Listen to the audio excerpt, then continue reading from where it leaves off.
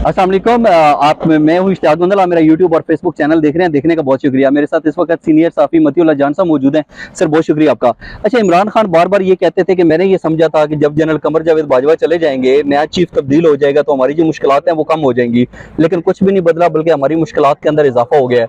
आपकी नज़र में जब जस्टिस काजी फायज ईसा साहब जो हैं वो जब चीफ जस्टिस बन जाएंगे, तो आप क्या समझते हैं कि पीटीआई की मुश्किलात के अंदर किस हद तक इजाफा होगा? देखिए, इमरान खान का प्रॉब्लम ये है कि वो आए भी जनरल कमर जावेद बाजवा की वजह से थे, और उनके जाने के बाद उन्होंने अब एक नया सियासी, जिसको कहना चाहिए, पैटर्न ढूंढना था। तो उनकी उम्मीदें तो हमेशा आर्मी चीफ से रही हैं, चाहे वो बाजवा हों या उनके जानशीन हों या उनके पेशरो हों। तो इसलिए उनका ये मायूसी जो है वो तो समझ आती है, क्योंकि वो ऐसे सियासतदान तो थे ही नहीं जो ये कहते हों कि वो आवाम की वोट से आएंगे। और 2018 में जो पॉलिटिकल इंजीनियरिंग के ज़रिए वो आए, वो भी सबके सामने है। अब जहाँ तक जस्टिस काजी फायज ईसा का ताल्लुक है, तो आपको थोड़ा माजी में जाना पड़ेगा कि जब इफ्तिखार मोहम्मद चौधरी की बहाली के लिए हमने वकला तहरीक देखी और मीडिया ने भी बड़ा बढ़ चढ़ के उसमें हिस्सा लिया, क्योंकि नए नए टीवी चैनल आए थे, नया नया लोगों ने और मीडिया ने लाइव काम करना शुरू किया था, बड़ी एक्साइटमेंट थी। तो हमने भी इफ्तिखार मोहम्मद चौधरी को एक मसीहा के तौर पे देखा था। तो ये हमारी सबसे बड़ी गलती थी।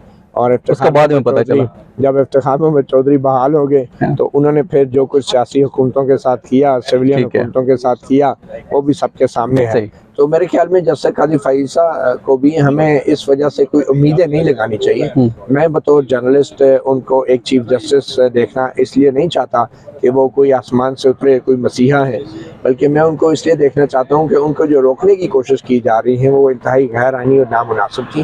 और ख़ास तौर पे जो कोशिशें इस्टेब्लिशमेंट की तरफ से की गई थी, गैर आइनी कुव्वतों की तरफ से की गई थी, तो इसलिए हमें उन चीज़ों को हाईलाइट करना ज़रूरी था। इसका ये मतलब हरगिज़ नहीं है कि जस्टिस काजी फायज ईसा के आने के बाद सारे मसाइल हल हो जाएंगे।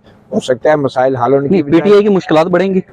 पीटीआई की या सियासी जमातों की मुश्किलात या आसानी के लिए हम तो नहीं कोई फर्क नहीं पड़ता कर रहे ना। ठीक है। मुश्किलात अगर बढ़ेंगी तो वो पीटीआई की नहीं होंगी, या कम होगी तो पीटीआई की नहीं होंगी। मुश्किलात अगर बढ़ेंगी या कम होंगी तो इस मुल्क की होगी, इस निज़ाम की होगी, इस सिस्टम की होगी। पीटीआई क्या बेचती है? हर जगह वो पीटीआई के हम क्या तरजीह। ठीक है, लेकिन मुश्किलात तो सारे मुल्क के लिए होनी है या आसानी होनी है। सही। पुराना पाकिस्तान भी देख लिया, नया पाकिस्तान भी देख लिया।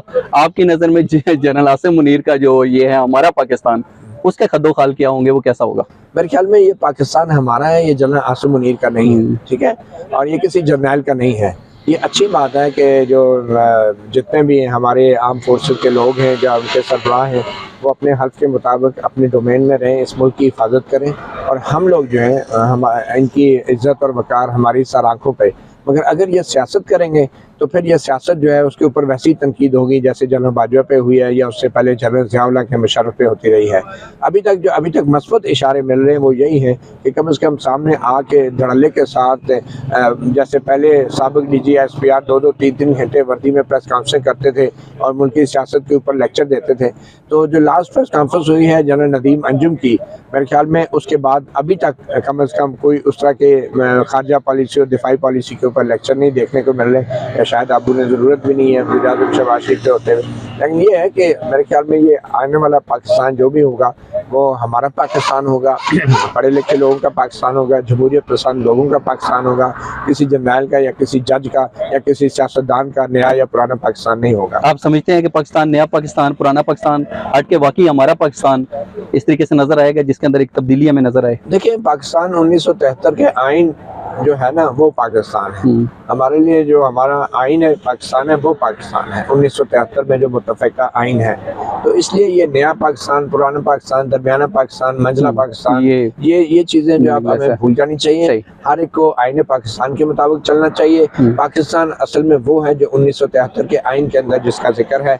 उसके अलावा जो भी पाकिस्तान है वो सिर्फ एक नारा है और वो सिर्फ एक धोखा है। सही। सर, एक आखिरी सवाल, आपकी नज़र में 14 मई को इंतखाबात होंगे? मेरे ख्याल में मुश्किल है 14 मई को इंतखाबात होना, क्योंकि किसी जज के कहने पे इस मुल्क में इंतखाबात ना तो हो सकते हैं और ना ही होने चाहिए। मेरे ख्याल में सुप्रीम कोर्ट बहुत ज़्यादा सियासी मामलात में अपने आप को फंसा बैठी है।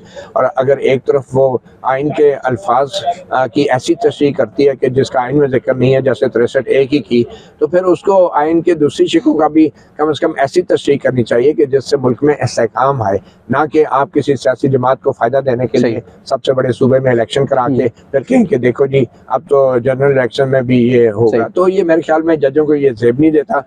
कभी वो अल्फाज के ऊपर कहते हैं कि आइन के अल्फाज ही कहते हैं, और कभी जो अल्फाज कहते हैं उसके बरअक्स जाके तशरीह करते हैं और कहते हैं इनका रूहानी मतलब ये है। सही, आपने कहा कि 14 मई को इंतखाबात होने के इम्कानात आपको नजर नहीं आ रहे। अगर ये इंतखाबात नहीं होते तो क्या वज़ीर आज़म के ऊपर तौहीन अदालत लगेगी, वज़ीर आज़म को घर जाना पड़ेगा, ये कुछ भी नहीं होगा? मेरे ख्याल में तो इसमें तौहीन अदालत की बात नहीं है। ठीक है, ये अब पार्लियामेंट क्योंकि इसमें आ गई है और उसने एक फैसला कर लिया है, तो सुप्रीम कोर्ट को या किसी भी जज को या चीफ जस्टिस को जो लाइन ऑफ कंट्रोल है आइन के अंदर मुफ्तीनों आइनी सतूरों के दरमियान उसको क्रॉस नहीं करना चाहिए, उस लाइन ऑफ कंट्रोल को रिस्पेक्ट करना चाहिए। और बल्कि मैं कहूँगा कि ये बाउंड्रीज हैं, उन बाउंड्रीज का एहतराम करना चाहिए और सुप्रीम कोर्ट को ये डिक्लेयर करना चाहिए कि हम यहाँ तक जा सकते थे, इससे आगे नहीं जा सकते। इसके आगे पार्लियामेंट का काम है, सियासतदानों का काम है, और सब्र और शुक्र का मुजाहरा करते हुए चीफ जस्टिस ऑफ पाकिस्तान को ये तस्लीम करना चाहिए कि सुप्रीम कोर्ट की भी कुछ हदूद हैं और हम हॉट परसूट में जो है पार्लियामेंट के अंदर घुस के जो है अपना इख्तियार नहीं जता सकते। सर बहुत शुक्रिया आपका, थैंक यू वेरी मच।